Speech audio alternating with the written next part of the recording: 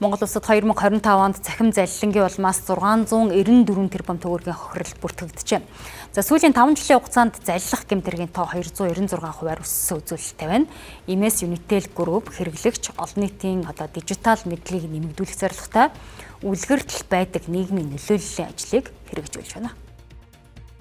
Орчин үедээ дижитал орчинд өрнөж байгаа гэмтгэргүүд илүү наривчлалтай болж олон нийтийг хамарсан аюулын түвшин улам бүр нэмэгдсээр байна. Тухайлбал таныг хэлбэр аргаар мөнгөтэй болгоно, хөрөнгө оруулалт бол илүү хурдан ашиг олно гэх мэт амлалтаар хүмүүсийг хуурч залилан хийдэг болжээ. Гэвч ийм амархан олдохын мөнгө тэр болгон амьдрал дээр тохиолдоод байдаггүй. Мөн баталгаагүй үл таних хаягаас ирсэн хуурамч холбоос дээр дарах нь хэрэглэгчийн мэдээлэл алдагдах, дансанд халдах зэрэг өндөр эрсдэл үүсгэдэг. Азтан боллоо үнгүй бэлэг аваарэ гэх мэт мессежүүд ч олон тохиолдолд залилангийн арга байдаг. Үнгүй бэлэг зөвхөн үлгэртэл байдаг гэдгийг санах хэрэгтэй.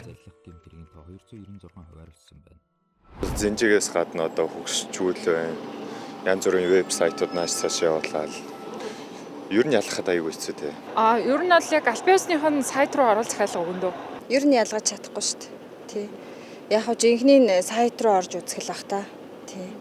Ер нь үнэгүй юм хулганы хавханд байдаг гэдэгт итгэх хэрэгтэй. За тэр хуурамч жинхэнэ сайтыг ялгааг л харах хэрэгтэй л да. Мэдээж яг нөгөө жинхэнэ сайттайгаа төстэй байдлаар хуурамчаар ингээд хийчихсэн байна. Сайтаар ингээд анзаараад харах юм бол тэр домен нэр хаягны төгсгөл өөр, дунд нь байгаа бичиг өөр ч гэдэг юм уу те. Тэгэд олон нийт цахим орчинд явж байхдаа янз бүрийн баталгааг зар мэдээлэл дээр дарж орохгүй байх, линкэн дээр дарж орохгүй байх. За дараад орчихлоо гэж бодоход жинхэнэ сайт уу, хурамч сайт уу гэдэг ядаж тэр байгууллагынхаа албан ёсны утас руу залгаад асуучдаг те. Ийм байх хэвээр.